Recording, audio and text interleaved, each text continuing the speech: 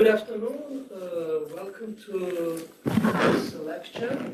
It's my pleasure to introduce Judge Fatsa Uğurguz, who is going to start his first lecture in a series of lectures titled Africans and International Law, A Long Walk Out of Colonial Darkness from Foreign Subjugation to Individual Self-Determination. So the lecture for today is titled The Public Law of Europe and the Denial of African Sovereignty. So let me say a few words to introduce Judge Fatsa Uğurguz on behalf of the Department of International Law. So some of you may know at least some of these details, but Judge Uğurguz has a very impressive CV, and if I insist on every single item, we are going to spend the rest of the day here, but I will just focus on some of the highlights. So he's currently, I will start with the institute. He's a visiting professor at the Grattan Institute.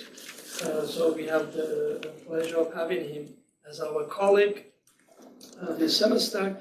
He's a judge, currently a sitting judge at the Administrative Tribunal of the African Development Bank, which is seated in Abidjan. He was a judge and a vice president of the African Court of Human and People's Rights.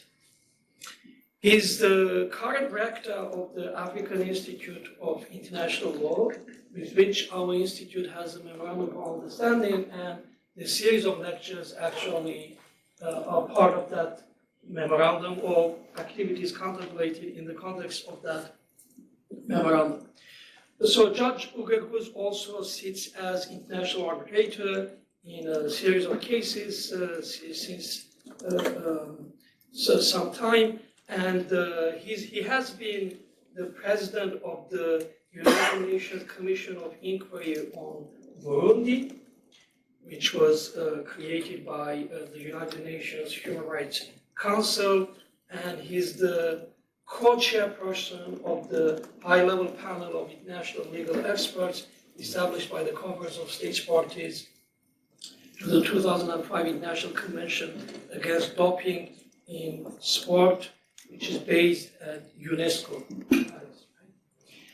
Okay, so the way we are going to proceed, I will make an editorial comment before finishing, but the way we are going to proceed is Judge Uğurguz will speak for about an hour, and then there will be an opportunity for you to ask questions.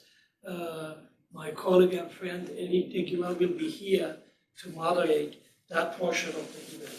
Now, just one editorial comment I want to finish with. We often hear, at least in this place, that non-Western conceptions, non-European conceptions of international law are not sufficiently represented in the discipline. Of course, that's a very serious and very legitimate concern, and we take them very seriously. But I think there is one thing we should not forget. The way to address it is not just to make sure that, people with who are in a position to present to us those perspectives are given the opportunity to do so. So who is entitled to speak? That's very important, but as Gayatri Spivak once mentioned, it's at least equally important to know who is listened to seriously. So that's very important. I think it's not enough to have the opportunity to speak. I think we have to go one step further, and it's important also to engage seriously with those perspectives. I'm sure that's what's going to happen in this context. So enjoy this lecture, and there will be 3 more, I think every Friday, right? Yes. You will be informed by email. Thank you so much, Judge Uğurguz. The floor is yours. Thank you. Thank you. Merci. Excellencies, dear Bahame, Vice Rector of the African Institute of International Law, dear colleagues, friends, and family members, ladies and gentlemen, all protocol observed, bonjour, good afternoon, salam alaikum. Let me first thank my friend and esteemed colleague, Fouad, for his kind words, which are very much appreciated.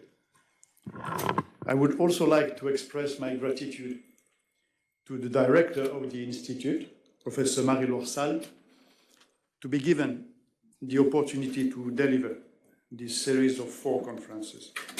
These conferences, as was mentioned by my friend Fouad, notably mark the start of what I hope will be a lasting and fruitful collaboration between the Graduate Institute and the African Institute of International Law, of which I am rector. The Graduate Institute is a temple of knowledge, universally recognized and celebrated as such. I am one of the thousands lucky ones who had the chance to study here and to get his or her professional career boosted by a degree, PhD, diploma, or LLM, delivered by the Graduate Institute. There is, however, no graduate studies possible for the ones who cannot read and write, who do not enjoy the right to basic education. The lack of access to education has a negative impact, not only on the individuals concerned, but also on the whole society to which they belong. Ignorance traps individuals and peoples in a vicious circle. Education, however, on the other hand, promotes a circle of virtue. Education, however, needs human and financial resources. Education is expensive, but ignorance is even more expensive. In many respects, ignorance is indeed a real weapon of mass destruction. It causes death casualties, notably through internal conflicts, wars, hunger, and diseases. Education does the opposite. As Nelson Mandela once said, I quote, "Education is the most powerful weapon we can use to change the world." End of quote. Education is actually a basic right which allows peoples to exercise their political rights and to develop themselves to their full capacity. All countries in the world have, in theory, understood this, as it is evidenced by the recognition of the right to education in their constitutions, as well as notably in the constitution, the preamble of the Constitution of UNESCO, which provides that since wars begin in the minds of man, it is in the minds of man that the defenses of peace must be constructed, end of quote. The paramount importance of education for the development of individuals and nations has recently been re-emphasized in the African context. Indeed, this year, 2024, has been declared Year of Education by the African Union. Education is indeed one of the key issues in Africa. Sub-Saharan Africa alone has the highest rate of education exclusion in the world, the highest rate of education exclusion in the world. Roughly 1/3 of adults, 1 every 3 persons in this region of Africa is illiterate. At the beginning of this year, 2024, dedicated to education, the African Union has adopted 2 important legal instruments which show that the particular period in Africa's history has left its negative legacy, the effect of which can still be felt today, including in the rate of illiteracy on the continent. The first instrument is the Protocol on the Right to a Nationality and the Eradication of Statelessness. Statelessness indeed remains an important issue in Africa. In Western Africa alone, there's an estimated number of 1 million stateless persons. Statelessness can be considered as a form of punishment more primitive than torture, for it destroys the legal and political existence of a human being. The African Union Protocol on the Right to Nationality acknowledges Africa's colonial history and addresses the specific situation of cross-border populations affected by the arbitrary colonial borders. Stateless children, in particular, are affected. They often have no identification documents, and without such documents, they are systematically excluded from the formal schooling systems in the country where they are moving. The second important instrument that the African Union has adopted early this year is a decision on the payment of reparations to Africans for historical crimes, including the transatlantic slave trade and the consequent enslavement of Africans, as well as colonialism, genocide, and apartheid.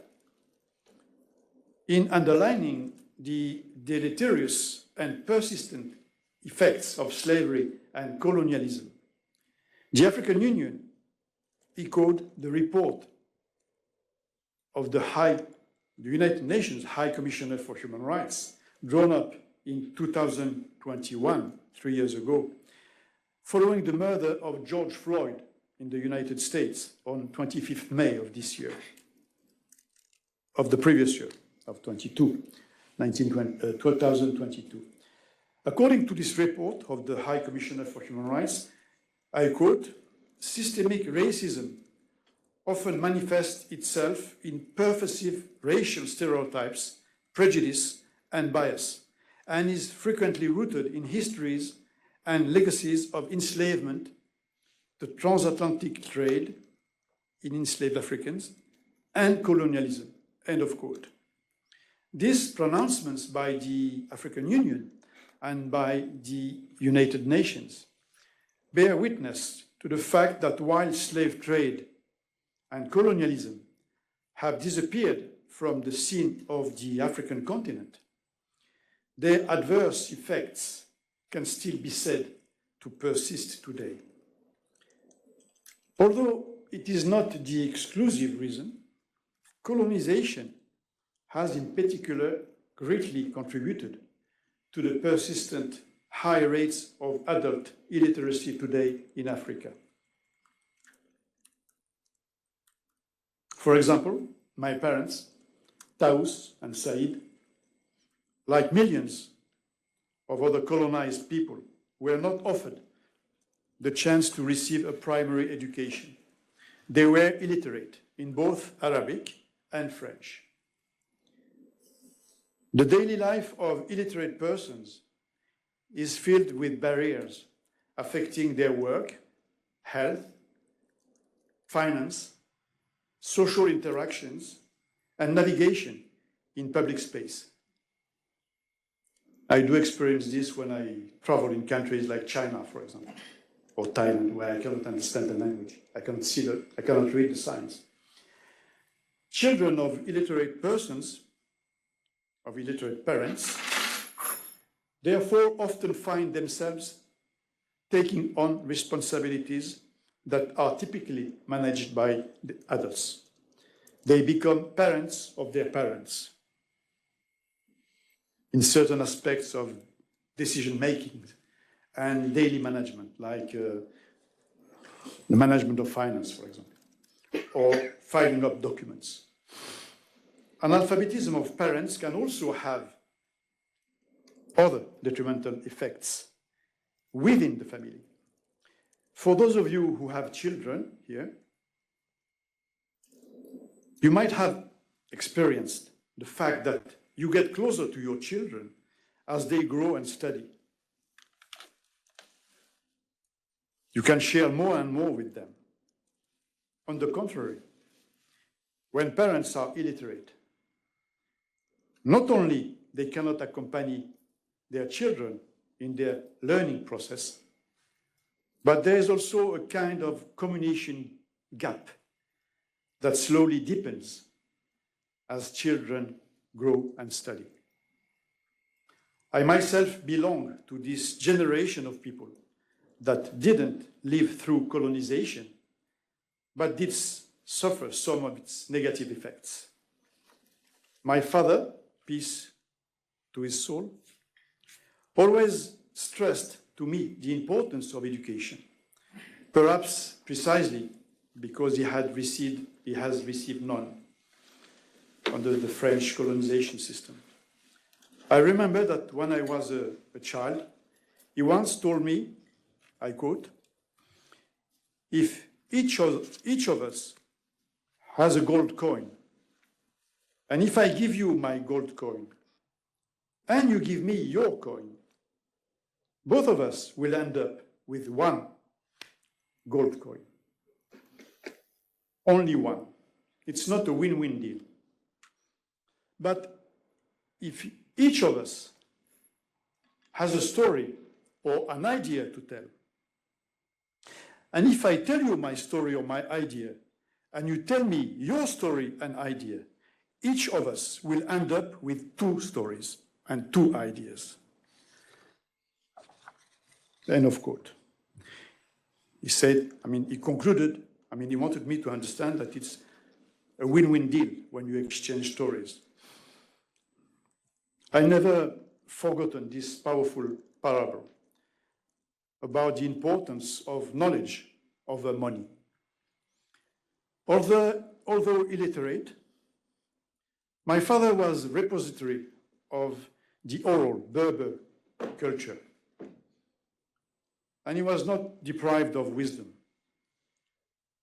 Like many other illiterate persons in the world, he would have greatly benefited from being educated.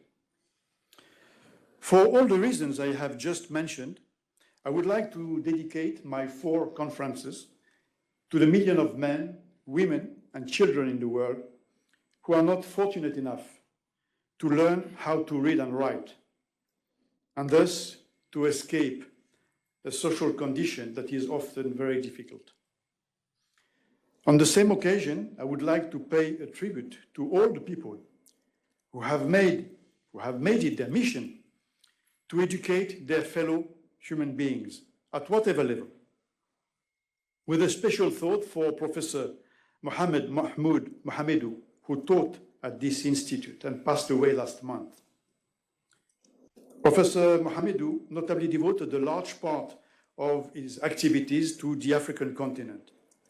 And I take this opportunity to remind you that his memory and intellectual legacy will be honored on the 30th of November in the neighboring auditorium here, Auditoire Pictet.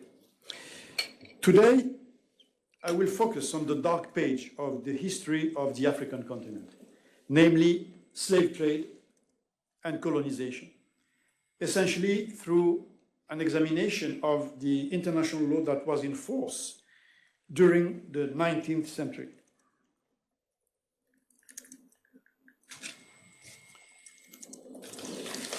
In my next 3 lectures, I will be examining the process that has led African countries and individuals to emerge from obscurity and subjugation and to gradually enter the light of economic and social development. I will in particular highlight how African states have developed international law in order to take into consideration the special needs and aspirations of the African people. In this regard, I will remind you that in June 1971, that is more than half a century now, in this very same institute, but in the magnificent green setting of the Villa Barton, down nearby the lake, Boutros Boutros-Ghali, much before he became Secretary General of the United Nations, gave a series of 3 lectures on the institutional difficulties of Pan-Africanism. It was in French, actually, at that time. It has been published in this booklet. And he concluded his lectures by saying that the ideology of Pan-Africanism, as embodied at that time in the Organization of African Unity, was in crisis. I will, for my part, show that Pan-Africanism, now embodied in the African Union, has come through this youth crisis rather well. After all these introductory remarks, which I felt were necessary for a proper understanding of the spirit of my 4 lectures, I shall now formally open the first of these lectures, which is devoted to the public law of Europe and the denial of African sovereignty. The focus of my lecture today will be slave trade and colonization, both of which have tragically marked the history of the African continent. I will do so through an examination of the international law that was in force during the 19th century, more commonly referred as the European Public Law. European Public Law. It was the designation of international law at that time. This year, 2024, is not only the year of education in Africa, it also marks the anniversary of a number of major events that have had, for most of them, a negative impact on the political and economic development of African countries. These events are, in my opinion, 5 in number.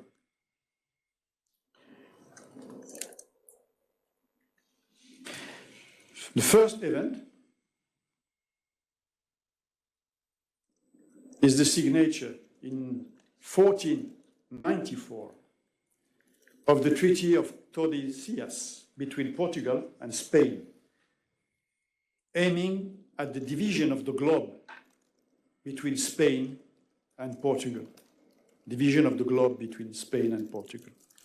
This treaty is of particular importance in relation to slavery, slave trade and colonization of Africa. The second major event, 1814, the signature of the treaties of Ghent and of Paris by European states, which paved the way to the Congress of Vienna of 1815 and to the abolition, I would say the abolition process of slave trade, the abolition process. The third event, major event, 1884, on 15th November 1884, started the Berlin Conference, the Conference of Berlin, which organized the scramble for Africa and colonization of the continent. The fourth major event that I wanted to recollect took place in 1904, which is the beginning of the Herero and Namaka rebellion and genocide by German military forces in German Southwest Africa, today Namibia. This genocide reflects one of the many facets of colonization. The fifth and last event that I wanted to single out today took place in 1954. On this very 1st November 1954, started the Algerian Revolution. So today is the 70th anniversary of the start of the Algerian Revolution, which was a war of national liberation of 7 years, which had a major impact on the decolonization of the African continent and on the recognition of the right of peoples to self-determination.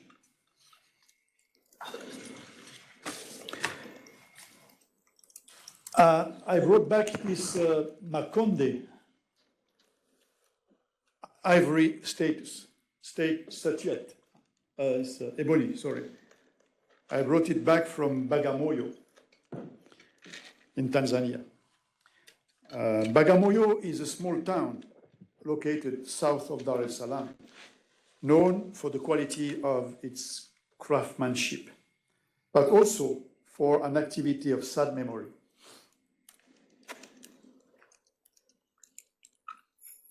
The slave trade.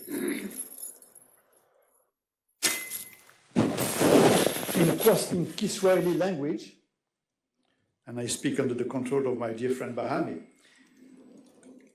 Bagwa Moyo, Bwaga Moyo, in Kiswahili means bury my heart, or lay your heart on the ground. It was indeed from Bagamoyo that the great colonial expeditions were launched to the interior of the continent. And it was from Bagamoyo that columns of slaves loaded with ivory and other natural resources were moved to Zanzibar and then to Europe. Zanzibar was to East Africa what Gorée, the island of Gorée, was to Senegal. It was a slave trading hub. Slave trading hub. It is precisely in Zanzibar that was born one of the most famous and wealthy slave traders of the 19th century in Africa, Tipo Tip. He was born and died in Zanzibar. Slavery and trade, slave trade, were however practiced by many other actors. And since the 16th century, while Arabs were involved in the Indian and trans-Saharan slave trades, transatlantic slave trade was practiced by ships under the flags of Denmark, France, Portugal, Spain, the Netherlands, United Kingdom, and United States. Between year 1501 and year 1866, that is almost 4 centuries, during 4 centuries, an estimated number of 12.5 million Africans were thus shipped from Africa to the Americas by the 7 countries that I've just mentioned. The role played in slavery or slave trade by other European countries, such as Belgium or Switzerland, for example, is also significant. Although Belgium was not directly involved in the transatlantic slave trade, its involvement in the exploitation of African populations, particularly in the Congo, was marked by practices similar to slavery, notably under the reign of King Leopold II. The same applies, albeit to a lesser extent, to Switzerland, whose role in slavery should not be ignored either. The financing of the colonial trade by Swiss banks and merchants, and the involvement of influential Swiss personalities in civilizing projects, indirectly supported forms of exploitation similar to slavery. In this respect, I invite you to visit the illuminating exhibition on Geneva in the colonial world at the Museum d'Ethnography here in Geneva. I think you can visit this exhibition until the end of January next year.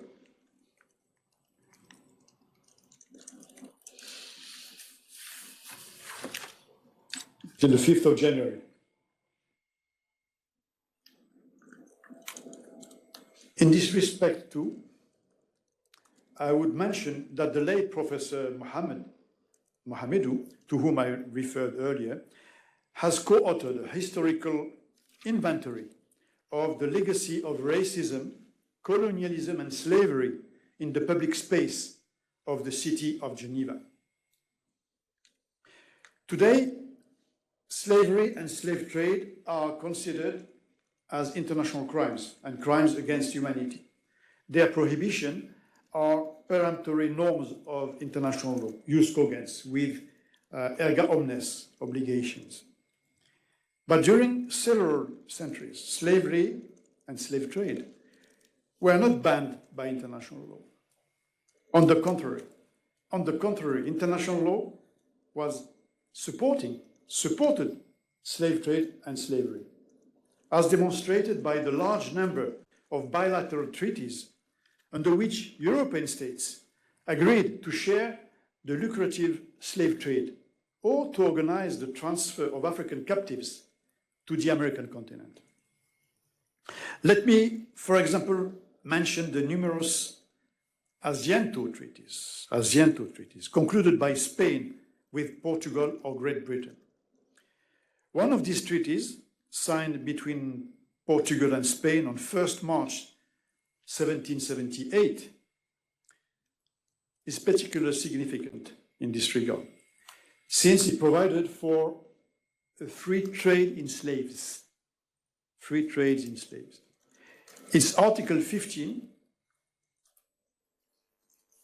indeed provides that in what is today Guinea and Equatorial Guinea, it provides that the subject of Portugal and Spain, I quote, may engage in the open and free trafficking and commerce of blacks, end of quote.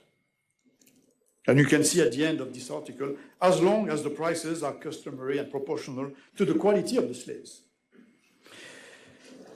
Another significant example of these treaties, is the Tratado del Asiento de Negros,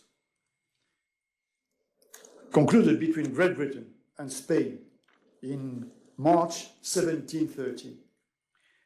This treaty authorized the British to supply Spanish colonies in America with 4,800 slaves every year, and during a period of 30 years.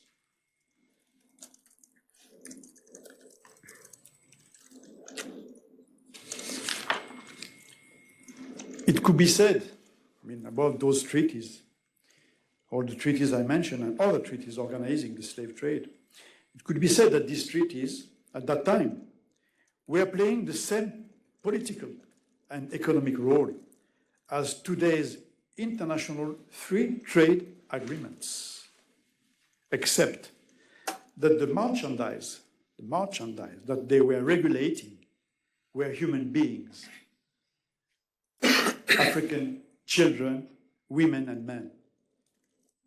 These treaties also provided for a dispute settlement mechanism consisting of mixed commissions and courts. Dispute settlement mechanism that one author, one scholar, legal scholar, has not hesitated to describe as laying the foundations for today's system of international commercial arbitration. With no doubt, this merchandization of the African peoples originated in the degradation of the image of black people in the collective imaginary in Europe and other parts of the world at that time. Indeed, scientists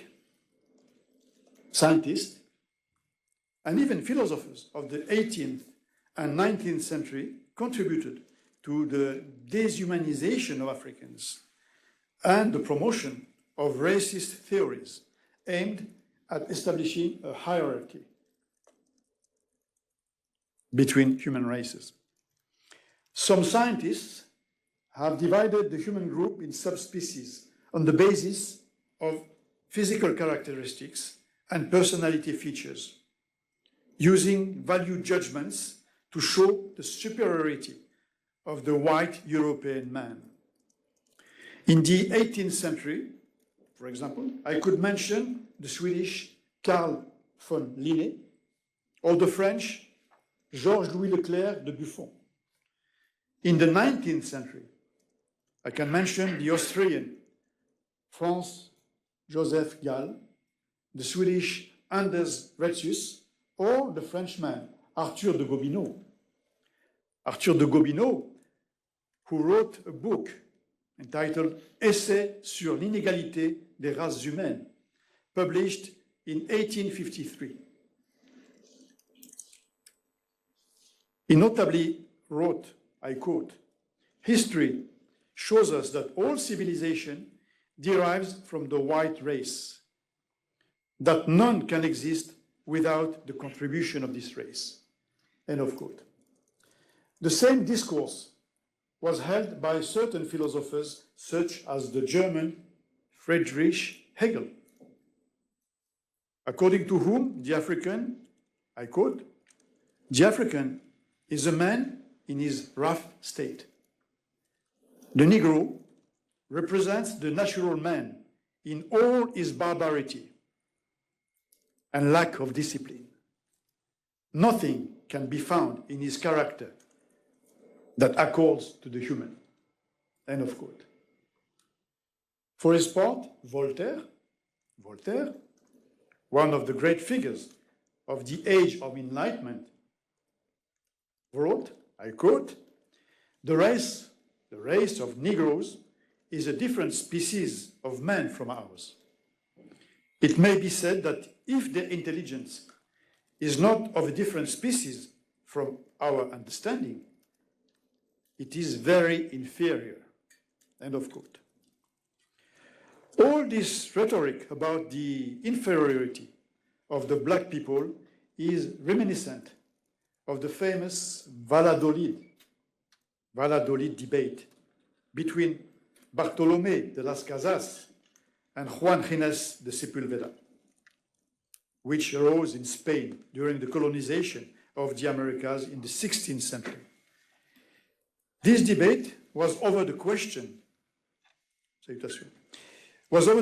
of whether American indigenous peoples had souls and could be converted to Christianity.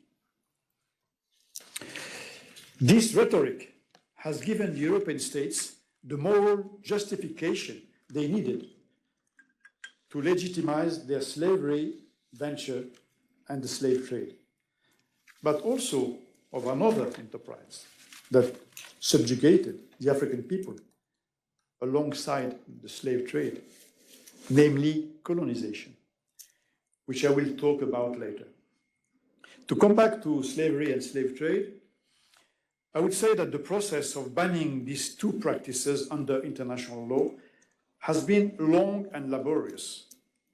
I would identify eight main stages in this process. The very first attempt to outlaw slave trade and slavery in international law dates back to 1814. The abolition, or rather, I insist, the commitment to abolish the slave trade was indeed proclaimed by the treaties of Paris, Kiel, and Ghent, concluded in 1814 by the United Kingdoms and its allies on one side, and France on the other, in order to notably end the Napoleonic Wars.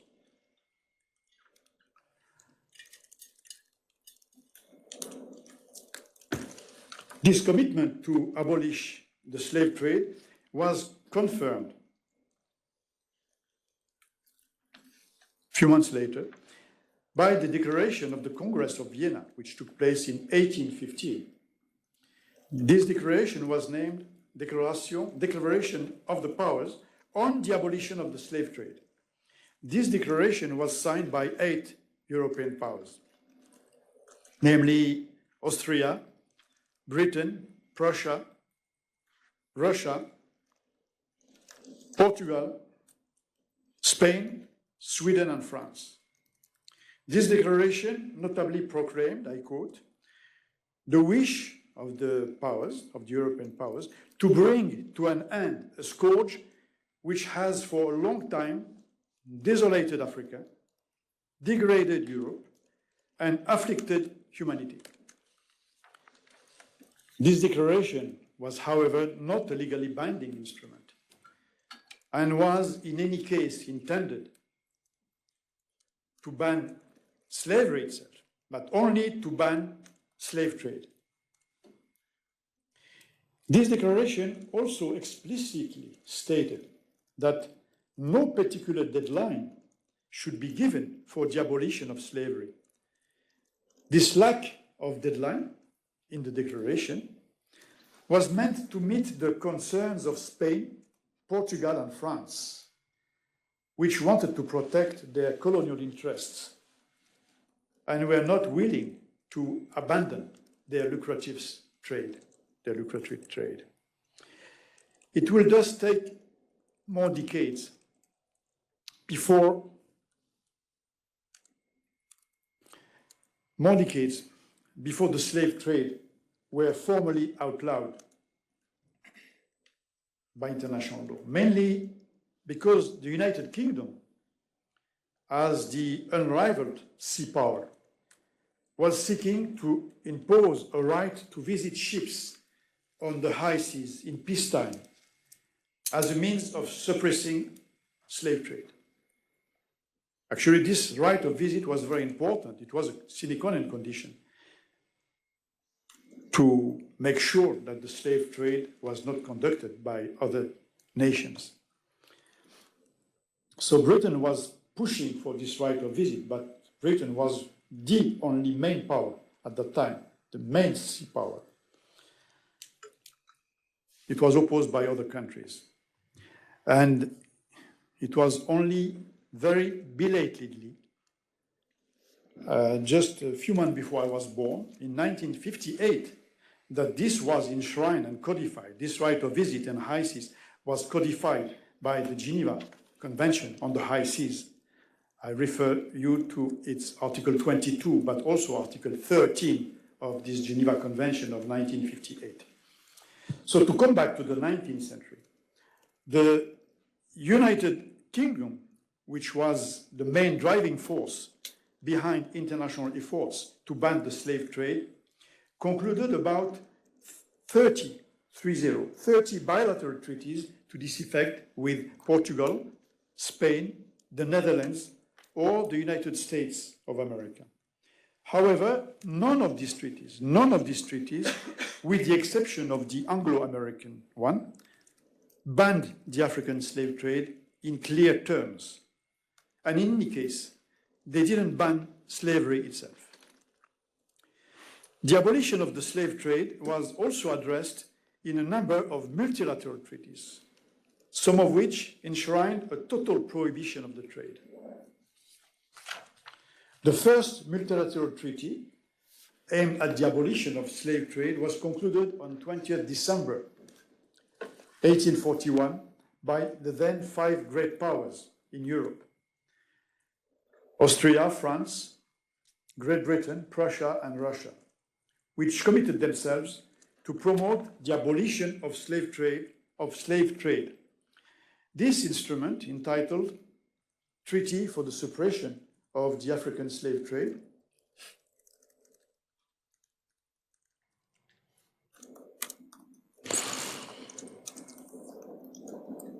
assimilated the slave trade at sea with piracy, which meant that ships involved in the trade would have no right to avail themselves for the protection of any state's flag, and as such could be visited with impunity by ships of all states. In other words, to use a modern terminology, universal jurisdiction would be established. France, however, refused to ratify this treaty because it was opposed to the right of visit of its ships in high seas.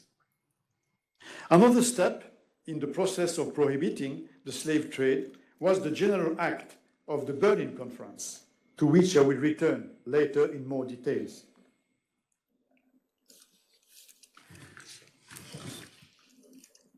In its Article 6, the 13 European states and the United States of America pledged, I quote, to help in suppressing slavery and especially the slave trade, end of quote. Specifically, its Article 9 provides that trading in slaves is forbidden in conformity with the principles of international law as recognized by the signatory powers. End of quote. One can wonder if those principles already exist at that time, but it was mentioned in the General Act of the Berlin Conference. More important in this matter of prohibition of slave trade and slavery is the General Act of the Brussels Conference relative to the African slave trade of 2nd July 1890, which is to be considered as the first universal treaty relating to the abolition of slave trade at sea. It was indeed concluded by 17 countries, including one African country, Zanzibar. The other was Congo, but Congo was a private possession of the King of Belgium at that time. So this treaty entered into force 1 year later in 1891. But here again, France ratified the treaty with a reservation relating to the right of visit of its ships on high seas. In 1919, the main colonial powers, Belgium, France, Italy, Portugal, and United Kingdom, together with the United States of America and Japan, signed the Convention of Saint-Germain-en-Laye, by which they notably endeavor, I quote, to secure the complete suppression of slavery in all its forms and of the slave trade by land and sea, end of quote. The process of prohibiting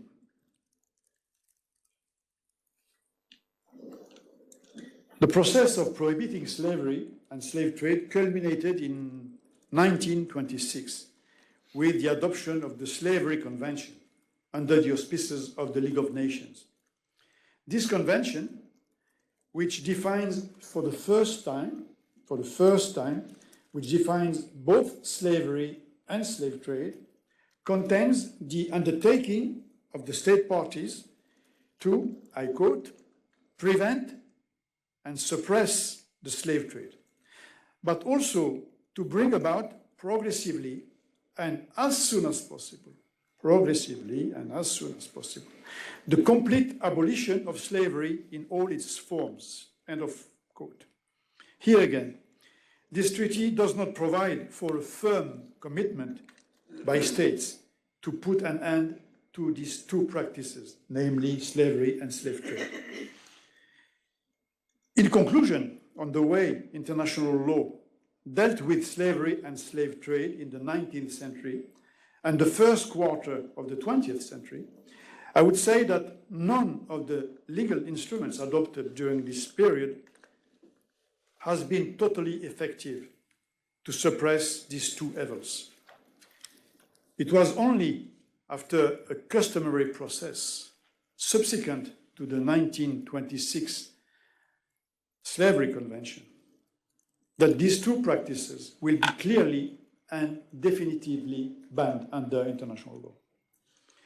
Apart from their lack of effectiveness in combating slavery and the slave trade, what all these legal instruments have in common is that they indicate, more or less explicitly, that African peoples are barbaric peoples to whom it is incumbent on European states to bring civilization. This served as the moral justification for European states to engage in a practice as dreadful as the slave trade, colonization. It's not in my intention here to retrace the history of European colonization in Africa. I would simply say that it goes back to the 15th century with the creation of the first Portuguese trading posts in Angola, Mozambique, Sao Tome and Principe, Cape Verde, and Equatorial Guinea. The colonization process then continued over the following centuries with the colonization by France of Mauritius, the Réunion Island, and Senegal. Colonization accelerated during the 19th century with the conquest of Algeria by France and virtually all the rest of the continent by Belgium, Germany, Italy, Spain, and the United Kingdom. I would also say a few words about this 1885 Berlin Conference, which formalized and accelerated the scramble for Africa. That is the invasion, division, and colonization of African territories by the 7 European colonial powers. This conference was convened by the Emperor of Germany and took place from November 1884 to February 1885. 13 European states, together with the United States of America, took part in this conference. The main purpose of this conference was to regulate European colonization and trade in Africa in order to avoid conflicts between the European colonial powers. Most African countries were indeed considered by European powers to be terra nullius, that is, masterless territories, not under a control of state, and therefore open to conquest.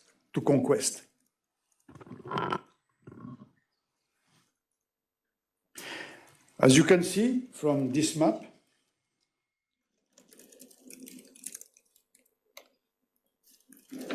which was drawn in the mid-18th century, in 1740, by European geographers, there were many African kingdoms and political entities at that time. Africa was thus not made up masterless territories. There were kingdoms and other political entities in Africa during and even before the Conference of Berlin. I would have a lot to say about this Conference of Berlin, but I will confine myself to 5 observations. First, the Berlin Conference is emblematic insofar as it claimed to be closing the door to the slave trade. I just mentioned it before, while at the same time it opened wide the door to colonization, replacing one evil by another. Second, the Berlin Conference has laid down the essential conditions to be met for new occupations on the continent in order to be considered as effective. Those conditions were in number of 2: notification to the other colonial powers and establishment of authority in the occupied territory. Third, the Berlin Conference has considerably accelerated the partition of Africa, to the extent that by the end of the 19th century, all African territories had been colonized, with the exception of Ethiopia and Liberia. Fourth observation about the Berlin Conference. This conference has authorized an association under private law, the Association Internationale du Congo, created by King Leopold II of Belgium, to sign the General Act of the conference alongside the 14 participating states. So the association signed the General Act together with 14 sovereign states. This private association would later become the Congo Free State, a rubber industry often described as one of the most brutal in colonial history, privately owned by King Leopold II. Fifth, observations on the Berlin Conference. This conference was a conference in the preparation and follow-up of which the Institut de Droit International played an important role under the leadership of one of its founding members, Gustave Monnier, a co-founder of the International Committee of the Red Cross. Let me therefore say a few words about the Institut de Droit International, which celebrated its 150th anniversary last year, and which, in my view, can be considered as a fellow traveler, compagnon de route of the colonization of Africa. The Institute was established in Belgium in 1873, and it was given as its primary aim, I quote, to promote the progress of international law, striving to become the organ of the legal conscience of the civilized world. Legal conscience of the civilized world. Throughout the first half of its existence, the Institut de Droit International has thus served as the voice of the legal conscience of the civilized world. This wording of the Institute's primary purpose is remarkable, as it makes a radical distinction between the civilized world and other parts of the world, and limits the scope of international law to the civilized world, to the exclusion of the rest of the world. This distinction between civilized and non-civilized nations was very much in line with the state of mind at that time. For example, James Lorimer, another founder of the Institute, there were 11 founders altogether, but James Lorimer believed that, I quote, mankind formed three concentric spheres: civilized mankind, barbarian mankind, and savage mankind, end of quote.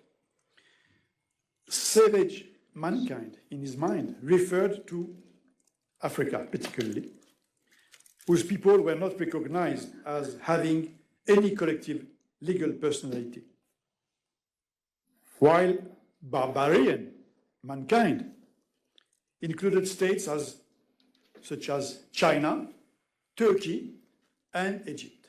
So those three countries, China, Egypt, and Turkey, were considered as barbarian.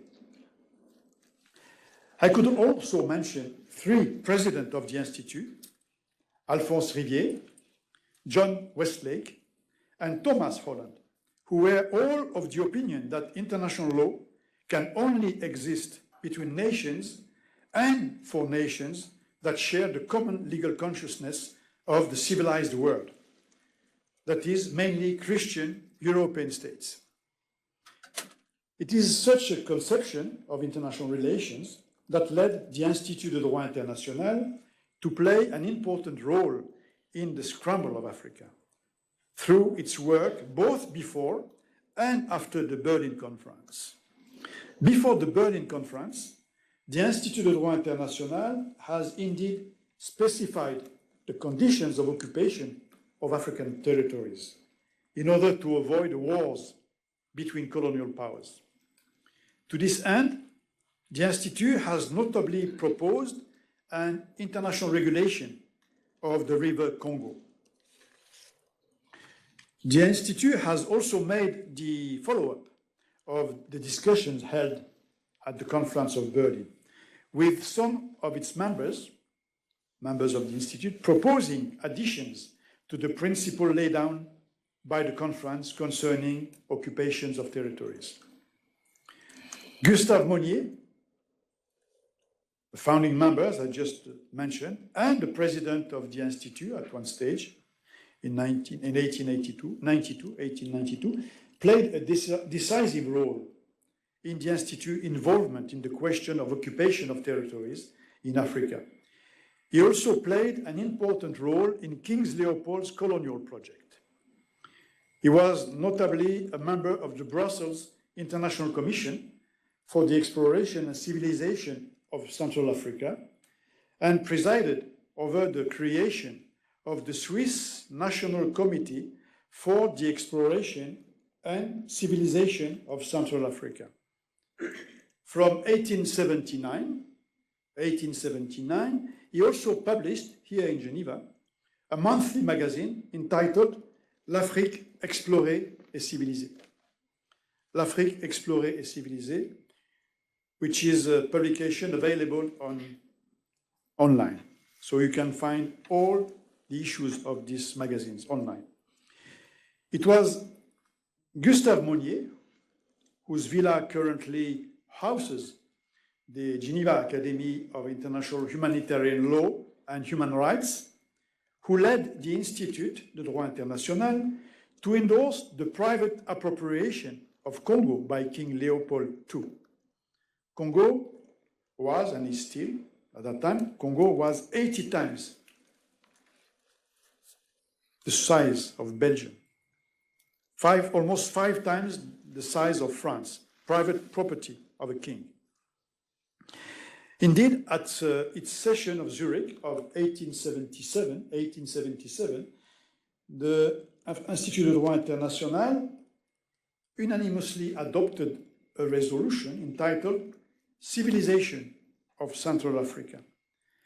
They adopted this resolution in order to congratulate the Belgian king, the Belgian monarch, on his civilizing work in the Congo. In September 1885, a few months after the recognition of the Congo Free State by the Berlin Conference, in Brussels, at its session held in Brussels, the Institute even sent a delegation to meet with the King, Leopold II, in order to praise him for having opened up to humanity vast regions previously abandoned to barbarism. So I just want to quote what the Institute said in his message. Thank you, sir. Thanks to you, sir. Vast regions hitherto abandoned to barbarism are now open to humanity. Gustave Monnier has subsequently been appointed General Consul of Congo in Switzerland by the Belgian monarch. King Leopold's civilizing achievements are tragically reflected in a photography taken in 1904, that means 120 years ago, by an English missionary, Alice Seeley Harris.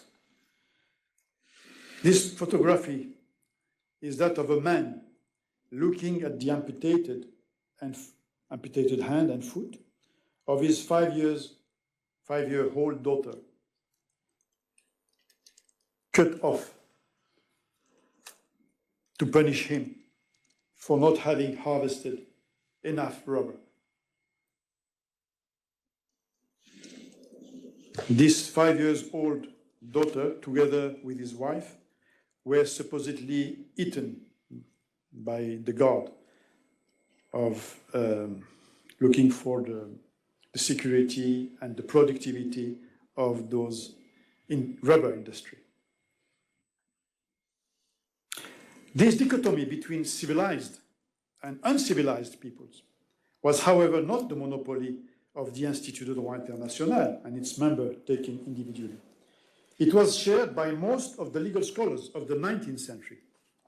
For example, Franz von Liszt distinguished between the civilized, the semi-civilized, and the uncivilized, while Henry Wheaton, another legal scholar of the 19th century, argued that, I quote, the public law with slight exceptions, has always been and still is limited to the civilized and Christian people of Europe or to those of European origin.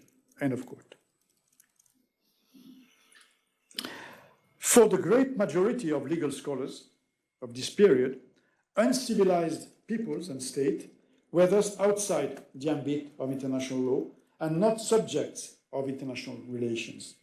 They were rather objects of international law, and their territories were considered as vacant or terra nullius, as I said before. As I also mentioned before, European philosophers such as Voltaire and Hegel also theorized the idea of a hierarchy between races and civilizations. I would also mention Immanuel Kant. Immanuel Kant, in his work entitled Projects on Perpetual Peace, classified nations as civilized or savage. I would further mention the much controversial book of Joseph Conrad, Earth of Darkness,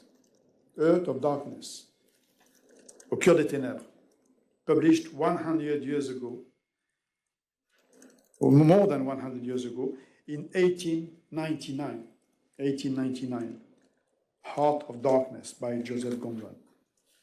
What I just said this book was very controversial. There are pro and con. These supposedly vacant African territories could therefore be appropriated by the civilized nations with the moral justification of accomplishing a civilizing mission. All these scholars and philosophers were, however, ignorant of the fact, or simply pretended to be ignorant, that Africa, as I singled out before, was made up of numerous political entities, kingdoms, empires, and states with structured societies, well-established governance systems, and defined territories, and which have even concluded treaties with European states in the 19th century. At this point, I would point out that the Institute and the legal scholars of the 19th century have simply borrowed from the terminology and conception of European states themselves during this period.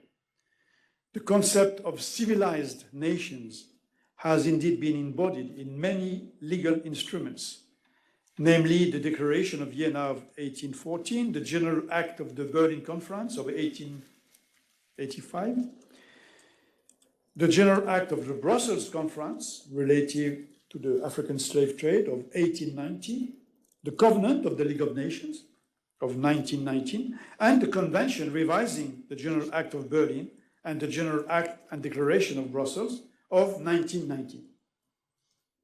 For the record, the concept of civilized nations has survived in Article 38 of the Statute of the International Court of Justice, relating to the sources of international law. With regard to the Institut de Droit International, of which I am a member today, at our session held in Angers, France, last year, my learned colleagues and myself have decided to delete this reference to the legal conscience of the civilized world in the statute of the Institute. And this mention has now been replaced by the expression, I quote, needs and aspirations of the international community.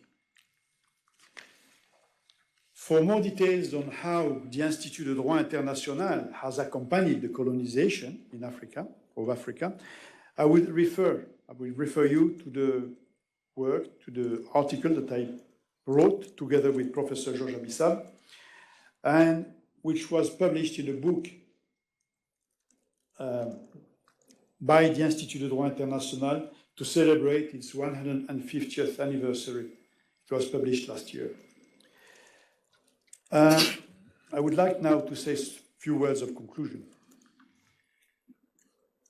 to this lecture.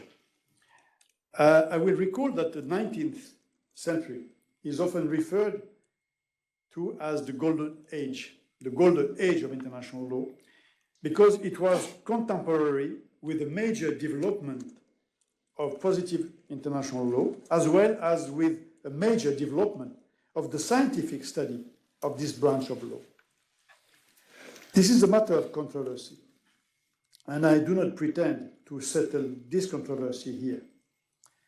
What I am sure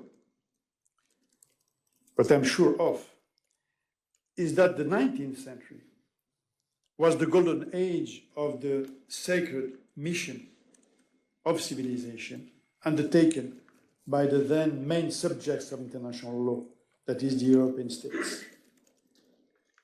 The 19th century was a period of conquest and colonization of African territories by the European powers. The 19th century was therefore a golden age for Europe, but it was a dark age for Africa. Let me also rapidly summarize the negative impact of slavery and colonization on African societies. First, loss of political sovereignty. African kingdoms and societies have lost their political independence, with European powers imposing new borders that often ignore ethnic, cultural, and historical realities. Second negative impact, exploitation of economic resources. The economic exploitation of African resources and labor benefited to European economies, while African societies experienced poverty and underdevelopment. Third negative impact, cultural disruption. Colonization disrupted traditional African societies, governance systems, and economies, leading to the imposition of European languages, religions, and customs. Fourth, but not least, negative impact, psychological disruption.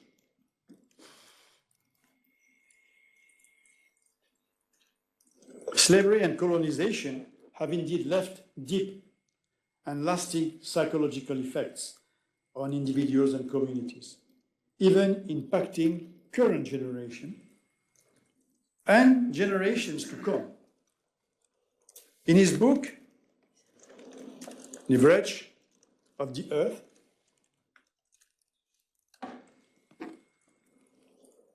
which has been prefaced by Jean-Paul Sartre, you can find a copy at the library. Frantz Fanon, who was a psychiatrist and an anti-colonial writer, depicted as follows the feeling of deshumanization of the African. I quote, "The black man, no matter how sincere, is a slave of the past." End of quote. As far as the colonized people is concerned, he wrote, I quote, "Because it is a systematic negation of the other, a relentless decision to deny the other any attribute of humanity, colonialism forces the dominated people to constantly ask itself the question, who am I in reality? Who am I in reality?" End of quote. In this first conference, I have notably showed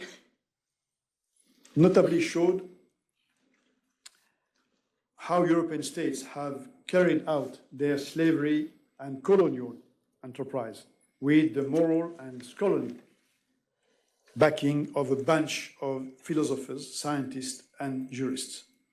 Next week, I will hopefully show you how another bunch of people and then a bunch of states worked together to free the continent from the bonds of colonization, and how the right of people to self-determination contributed to reshaping international law in favor of the interests of the African states and peoples. Thank you very much for your patient attention.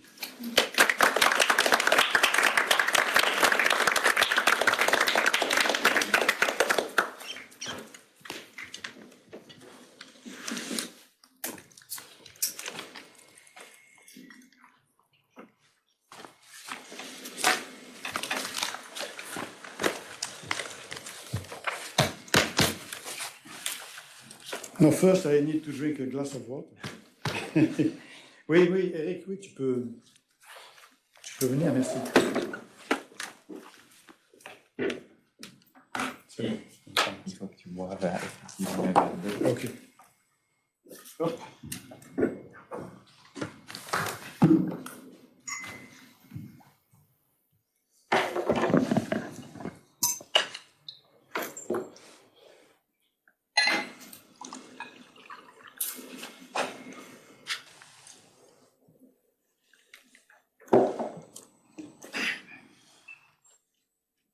Thank you very much, dear Fatsa, for this great lecture, very strong and very important. My name is David Eric Gila. I'm a professor here at the Graduate Institute, and I'm very pleased to be with Fatsa Ouguerzouz for this first lecture. And I have some questions and remarks, but due to a time constraint, perhaps I will immediately open the floor and let you react, ask questions, make comments on this great lecture. We regularly have conversations on these complex issues related to the place of Africa in an international system and on these issues of colonialism. You provide a very comprehensive and historical perspective on the issue. I will then keep my questions and comments for our private coffee conversation, and I let you the floor to ask question and comment. And there is a mic here.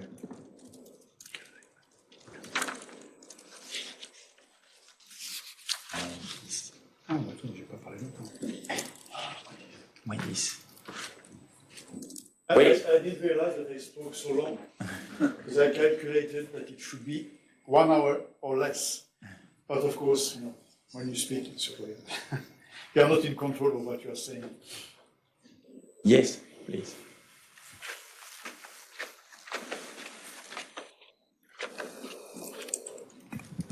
Thank you very much, Alev Mine of the One Goal Initiative for Governance. I believe I've read one time that the decision to decolonize came after somebody in the West or in the civilized world said that. I cannot hear. Okay, you can. Is it better this way? Yes. So, to my knowledge, the idea to decolonize or to abolish slave trade or both came after there was an insight from somebody saying that it would be easier to exploit with trade than with colonization. So what do you have to say about that? Thank you.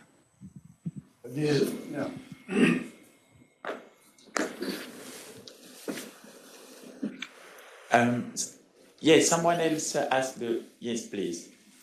And then we'll come back to Fatsa.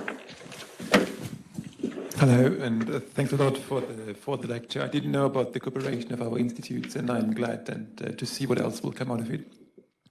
I've got a couple of questions, but just the first one is that when we engage with international law and institutions, of course, we have to sort of take them for granted and believe in the plausibility of legal argument. But when we look at Wales scholarship over the past couple of years, there's been growing skepticism about international law as such. And I was just wondering how you relate these two sides. The last one. Yes, thank you. My question is related to another existing argument that one of the main reasons why slavery ended, in addition to the efforts that you have mentioned here, is the beginning of the industrial revolution in the West.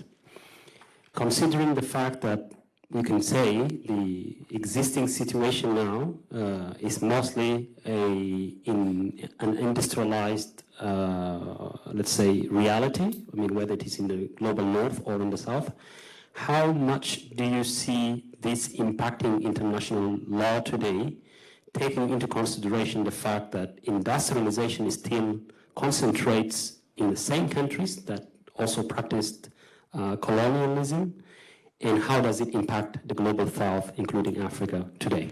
Thanks.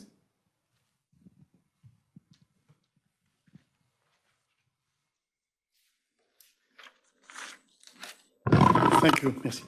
I will speak with you now. Thank you very much for your questions and comments. Those are very interesting questions, and they are complex questions as well. I would try to be very synthetic concerning the first question about it's about neocolonialism. That's true that colonialization has disappeared, sometimes with the will of the colonial powers, sometimes against the will, like in the case of Algeria, but mostly in the case of other colonies, especially the British colonies. The colonial powers at one stage had understood that it would be in their interest to get rid of the colonies because it was not anymore in the spirit of the time, especially after 1945, with the proclamation of the right of peoples to self-determination in the United Nations Charter, and also because of the struggle of countries of the South, mainly African and Asian, with the support of Latin American countries, to promote the right of people to self-determination. So the European colonial powers realized that it was a need to turn the page and to live with the reality of the moment. But at the same time, they realized that it won't be totally a loss because they still could take advantage of those countries. And this is what I mentioned when I started with the word neocolonialism, because there is also this issue of demographic development in the countries of the South. So I would say in a nutshell that colonial powers, they kept most of the advantages. Of course, they don't have the sovereignty, but they don't have the duties as well. They have their advantages in terms of economic exploitation of resources. And this is linked also to the third question, which was not a question, but also a comment made by the third person who spoke about slavery, saying that it was prompted by the industrialization. I think it was not prompted, but it accelerated. Slavery and colonization, actually, especially colonization. So, in my view, there is a kind of gap, time gap, and development gap between the South and the North. You are talking about industrialization, but not only now you can see about what is the situation as far as new technologies are concerned, like intelligence, artificial intelligence, or internet, or all those new technologies. You know, they are in the hands.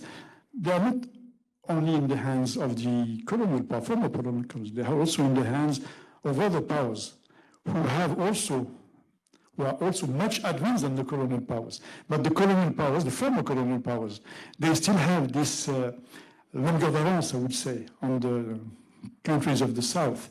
And this gap is very difficult for the countries of the South to overcome it. And because of what I mentioned before in reply to the question, because of neocolonialism as well, because of the exploitation of resources from the South by the North, this continues. Actually, I could be even more explicit about that, but I think there's no time to dwell on those issues. The second one is about Thales, third world theories of international law. The third world countries have fought to reform international law. The problem in the 19th century was the content of the international law. The problem in the 20th century, it's not only the content, it's still the content. I mean, third world countries, global south countries have fought to reform international law in many areas in order to meet their own interest in the economic field, notably. But the other issue is not only about content of international law, it's about implementation of international law as well. They are still fighting to implement the rules that they have contributed to develop. So this is another issue about the current status of international law today. So if I could characterize international law, the main problematic, the main issues raised by international law in the 19th century, it was more about the content.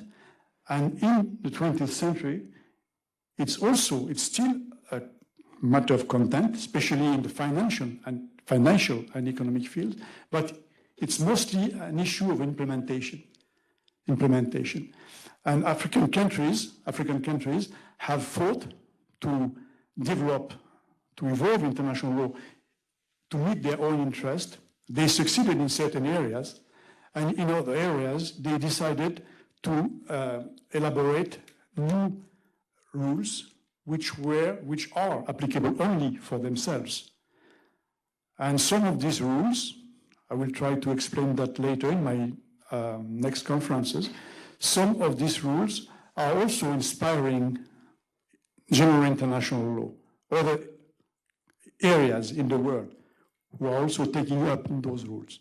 So in certain way, African states are in the forefront on the development of international law, general international law applicable to all states of the international community. I don't know if you have any remarks to add to that, or if I can take. Thank you very much. These are great answers. One of the questions I have for you is about how today, regarding the specific field of international criminal law, there is in Africa a certain concern, particularly vis-à-vis ICC, which is viewed, as you know, over the last year as a place where only African leaders are prosecuted and possibly judged. And I see a tension between the commitment of African states to become very law-oriented, promoting international law to the one hand, and the other one, the challenge of making international criminal law something more international and not only for, if I can make it like that, small players. So how do you, and perhaps we will address this issue next week or the coming weeks, but I see a very important tension regarding the fact that ICC over the last years mainly target African leaders. No, that's true. This tension is still, you can still feel this tension today, but one has not to forget that African states were one of the promoters of the ICC statute, the Rome Statute. They were pushing for the adoption of the Rome Statute. And then they realized that most of the prosecution were directed against African states. So that's why they fought also for this concept of universal jurisdiction, which was implemented by countries such as Belgium, for example, and which was also dealt with by the International Court of Justice. So in reply to this, as a reaction to this tension, African states have decided to first to host one of the major trial in Africa, the one of Hissène Habré in Senegal. So they tried to host that in Africa and in Senegal, so on African territory. But they also decided at the same time to create their own jurisdiction, which was meant by the protocol, but the later protocol, which was signed in Malabo within the African Union in order to extend the jurisdiction of the African Court of Human and People's Rights in order to provide the court with criminal jurisdiction. But there's a big gap between the proclamation and the effective implementation. This protocol is not in force. I doubt that it will get in force in the next few years or decades, I don't know, because it's very costly. The implementation of a criminal court, I mean, the functioning of a criminal court is very expensive, and I doubt that the African states would have the means to entertain such a court. And on this issue, they wouldn't and they couldn't count on the support of the European states. European Union is not going to assist the African states to create their own jurisdiction.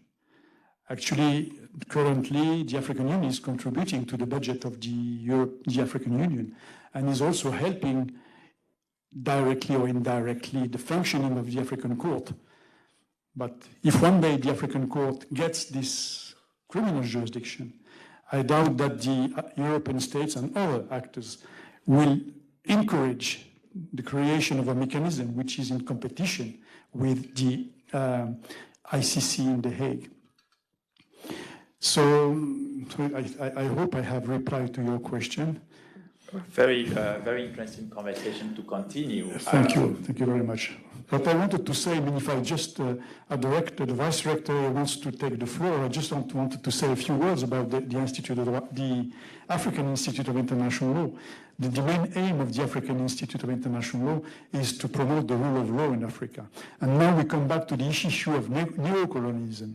I don't think that the situation will change in the near future if you don't have strong African societies standing on their own feet, you know. So it's very easy to speak about the responsibilities of the North, countries from the North, but I think that African states, they also have to take up their own responsibilities. And I think education, that's why I insisted on education at whatever level. But the rule of law, I think is very important. Fighting against corruption, mainly, notably, promoting rule of law, encouraging strong judicial systems in Africa, attracting investments, will make those countries stronger. So I am very hopeful that the new generation will take their responsibilities. And the African Institute has been created to assist in this very long and important endeavor. Barney, you wanted to say something or to add something?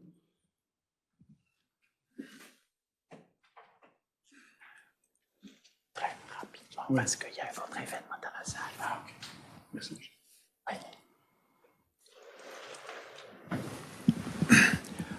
Good afternoon, friends. My name is Bahama Nyanduga. I'm a Tanzanian lawyer, international lawyer. I'm also the vice rector of the African Institute of International Law. I've been working with the FATSA for maybe a decade now. I used to be a member of the African Commission on Human and People's Rights. So I met Dr. Fatsa when he was serving as judge of the African Court on Human and People's Rights. Thank you for the opportunity. I've been in Geneva privately, and when he invited me to the institute here to attend this lecture, I thought it was a very good opportunity to come and interact with you. What I wanted to say about the lecture, first of all, to thank FATSA for a very wonderful lecture. And actually, two things I wanted to say. I think it was Fouad who mentioned the cooperation, the memorandum of understanding between the Geneva Institute and the Institute in Arusha. And I think this lecture, when I was listening to the public law of Europe and how it contributed to the enslavement and colonization of Africa, and I see that, and then FATSA mentions the 1/3 of illiterate people in Africa today. And then you think back and imagine the human resources, the natural resources that have been taken of Africa. Even today, they are not really benefiting Africa, the natural resources particularly. And I see this lecture as a very important starting point of re-educating the continent. Unfortunately, I was telling Fatsa that I will not be here for probably the 3 forthcoming lectures, but I see an opportunity in having these lectures, which is a request I'm making to him, of having these lectures widely circulated on the continent, because it's very important for the continent to go in the past. I know we know some of this history, but not the depth, the insight that I've had today. Many people know about the Congo, how King Leopold mismanaged the Congo and opened the Congo to problems that it is facing even today. You can imagine 500 years of King Leopold, Congo even today has not come out of enslavement and colonization. So really what I'm saying here is at the end of the lectures, we hope they'll be made available to many more people, both in Europe and Africa, so that they're kind of a basis for a new awakening. Because sometimes, because of the technology, a lot of things happening in Europe happen in Africa, we seem to forget this history. And therefore, I mean, just to briefly to end, I think what I'm suggesting is that the institute, the Geneva Institute, maybe the African Institute could find a way where this very rich series of lectures could be made available to Africans as well to Europeans who are able to see where our common humanity comes in, particularly for the better development of the African continent. Thank you very much for the opportunity. Thank you very much, and I think the lecture is recorded, and we can also attend online. So your point is more than valid, and we make sure that the lectures will be spread largely in Africa. Thank you again, Fatsa, for this great first lecture, and thank you for being here.